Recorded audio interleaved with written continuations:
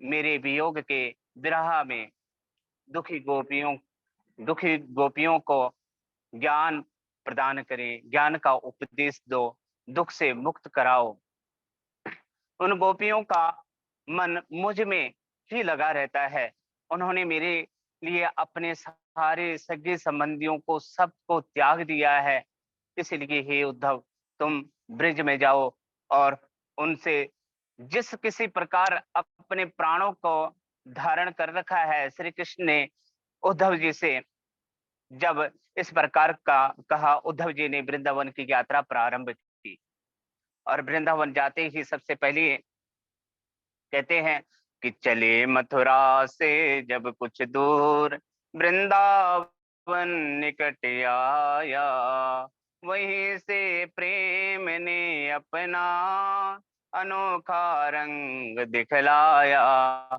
उलझ कर वस्त्र में जब कांटे लगे उद्धव को समझाने, तुम्हारा ज्ञान पर्दा फाड़ देंगे प्रेम दीवाने, क्योंकि प्रेम जगत में सार है, कोई और सार नहीं। उद्धव जी जब वृंदावन पहुंचे, ग्वाल वालों से पूछा, नंद बाबा का घर कहाँ है, कौन सा है?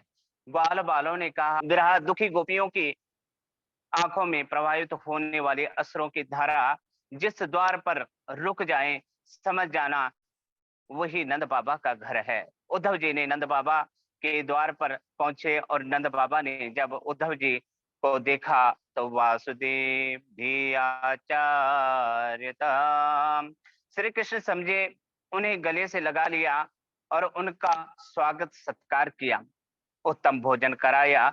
और जब उनकी थकान दूर हो गई तो वहां सुख पूर्वक बैठे हुए थे। तब नंद बाबा ने पूछा, उद्धव, हमारे मित्र वसुदेव आदि सब कुशल मंगल है?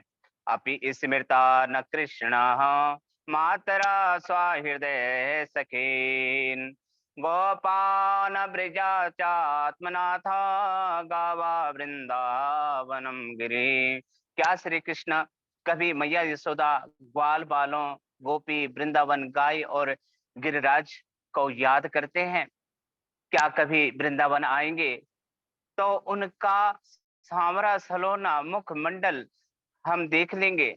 उद्धव जी ने कहा, बाबा घर में ही बैठे रहते हैं, घर में ही बैठे रहते हैं, मैं सांवरा सलोना घर में ही पड़े रहते हैं, तो कभी बाहर भी घूम आया करो। नंद बाबा ने कहा, उद्धव क्या करें, जब गिरिराज को देखता हूँ तो गिरधर की याद आ जाती है, और यमुना को देखता हूँ तो वो कालिया मर्दाना याद आ जाता है, और इस वृंदावन को देखता हूँ तो वनचर याद आ जाते हैं। अब कहाँ जाएं, क्या करें? जिन नैनन नंदलाल लखे, उन नैनन देखे काहो, बैरन वो अखियां जल जाए, जो सावरा छोड़ निहारत और। ऐसा कहते कहते नंद बाबा के गाल भर आए, वे शांत हो गए। और उद्धव जी, यो युवा साल तम नूनाम देहि नमः मानदा, नारायण अखिल गुरु यत कृते मात्र दृशे। बाबा आप दोनों अत्यंत प्रसन्न हो, क्योंकि आपको अखिल जगत के गुरु भगवान नारायण में इस प्रकार की मति है। मृत्यु के समय एक बार भी जीव अपने मन से भगवान की आराधना करता है और भगवान की प्रार्थना करता है तो बड़ी मुश्किल करके उनको जीवन का उद्धार होता है। लेकिन आप तो बड़े भाग्यशाली हो, बड़ी किस्मत वाले हो। न माता न पिता तस्या, न भार्या न सुतोदया, नातिमियो न पश्यामि, ना देहि जन्मेव चा। ना उसकी कोई माता है, ना पिता है, ना पत्नी है, ना पुत्र है, ना कोई अपना है, ना कोई पराया है, ना गेह है, ना ही जन्म है, मैया यशोदा ने कहा, उद्धव, जब उसका गेह और जन्म ही नहीं होता है, तो जिन निरंजन की अखियों में अंजना लगाया मैंने, जिस निरंजन निराकार के आकार को मैंने सजाया है, जिसे मैंने अपने गोद में बिठाकर भोजन कराया है, जो इस आंगन में खेला खेला करता था, मैया मैया करके मुझसे लिपट जाता था, कौन था उद्धव जी? मैया के वचनों का कोई जवाब नहीं दे पाए, शांत हो गए। इस प्रकार वार्ता करते करते उद्धवस्यार्थम दृष्टा दृष्टा क्रूरो रमा संस्कृहे दुग्धेन दग्ध जीवस्तु तर्क पीवतो फुत्कृता। गोपियों ने नंद बाबा के द्वार पर रथ देखा तो कहने लगे, क्या अक्रूर आया है, परंतु अब यहाँ क्या लेने के लिए आया है? हमारे श्याम सुंदर को पहले ही ले जा चुका है, अब क्या अपने स्वामी कंस के पिंडदान करने के लिए हमें लेने आया है? गोपियां इस प्रकार कह रही थी कि प्रातः काल का नित्य नियम कर उद्धव जी वहां आ गए और गोपियों ने उद्धव जी को कहा, देखो देखा तो कहने लगे, ये श्री कृष्ण का वेश धारण करने वाला कौन है? उद्धव ने कहा, श्री कृष्ण का दूत हूँ। गोपियों ने कहा, श्री कृष्ण ने अपने माता पिता का हालचाल पूछने के लिए ही ब्रिज में भेजा है, ना अन्यथा। अब उन श्री कृष्ण को स्मरण करने लायक बचा ही कौन है? जैसे विदाई अध्ययन शिष्य गुरु को भूल जाता है, जैसे दक्षिणा मिलने के बाद ब्राह्मण यजमान को भूल जाता है, जैसे फल समाप्त होने पर पक्षी गण वृक्ष में छोड़ देते हैं, ऐसे ही हमसे काम निकलाने के लिए बाद श्री कृष्ण ने हमें छोड़ दिया। और गोपियां इस प्रकार कह रही है।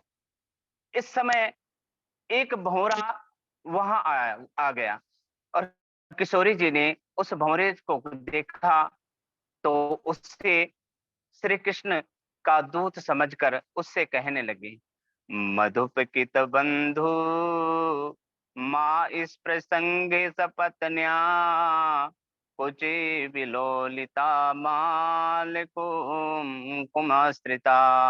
हे मधु, तू कपटी है, तू कपटी का सखा है, जैसे तेरा स्वामी वैसे तू कपटी है, इसलिए मेरे पैरों को मत छू, क्योंकि तेरी मूछ मथुरा की मंगनी इन स्त्रियों का के वक्ष स्थल का केसर लगाया है, और जिस जैसे तेरे स्वामी का मन मन एक जगह नहीं लगता है, उसी प्रकार तू भी एक फूल से दूसरे फूल पे मंडराता रहता है। जब तेरे स्वामी राम वन में गए थे तो उन्होंने निरपराध बलि का व्याघ्र के समान छिपकर बड़ी निर्दयता से मारा था। बेचारे सुरपंखा उनके पास काम बस आई, परंतु उन्होंने उसकी भी नाक कान काट कर उसे भी कुरूप बना दिया। राजा बलि, उसने तो अपना सर्वस्व दान कर लिया था भगवान को, परंतु उसे भी वरुण पास में बांध पाताल में डाल दिया। इसलिए तुम अपने स्वामी की बड़ी बड़ाई मत कर, जिसने भी उनकी कथा का श्रवण किया है बिच्छू के समान दर दर भटकता रहता है। और किशोरी जी इस प्रकार कह रही थी कि ब्राह्मण उड़कर कहीं चला गया, और किशोरी जी ने जब उसे नहीं देखा तो पछताने लगी। मैंने क्या भला बुरा कह दिया है, मुझे ऐसा नहीं कहना चाहिए था। यदि अब की बार भंवरा आ जाए तो मैं उसका सम्मान करूंगी।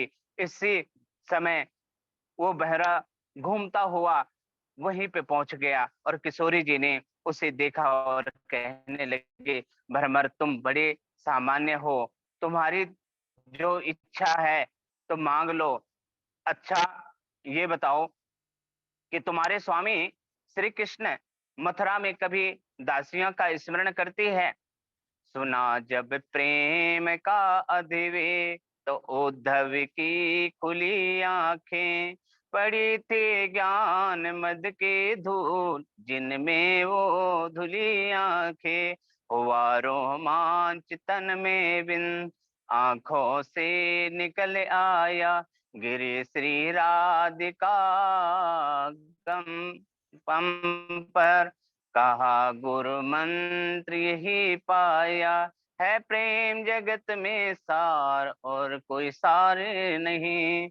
उद्धव जी ने गोपियों के कीर्ति को देखा तो कहने लगे, आहो यूयस पूर्णार्ता भक्तों लोक पूजता, वसुदेव भगवते या स्मृतम मनः। गोपियां तुम सभी कृत्य कृत्या हो, संपूर्ण लोकों के लिए पूजनीय हो। तुम्हारा मन श्री कृष्ण के चरणों में इस प्रकार लगा है, दान व्रत तपस्या हवन जप तप स्वाध्याय आदि साधनों का यही प्रयोजन है कि श्री कृष्ण के चरणों की भक्ति प्राप्त हो। आप लोगों को वो भक्ति प्राप्त है, आप लोग को वो भक्ति प्राप्त जो बड़े बड़े मुनियों के लिए भी दुर्लभ है।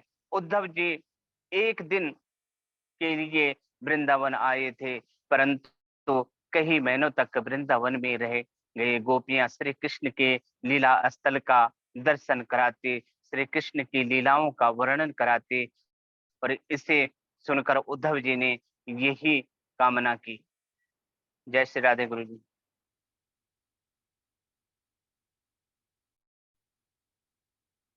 हाँ जी, राधे राधे। चलिए, अभी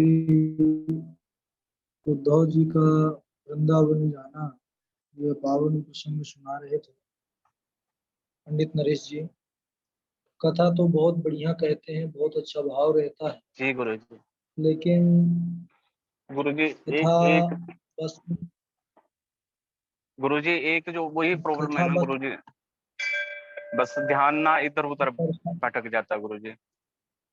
हाँ, वो तो हम समझते हैं, लेकिन अभी आपके श्लोक शुद्ध नहीं है। श्लोकों में थोड़ा जी विशेष गुरु जी। बल देने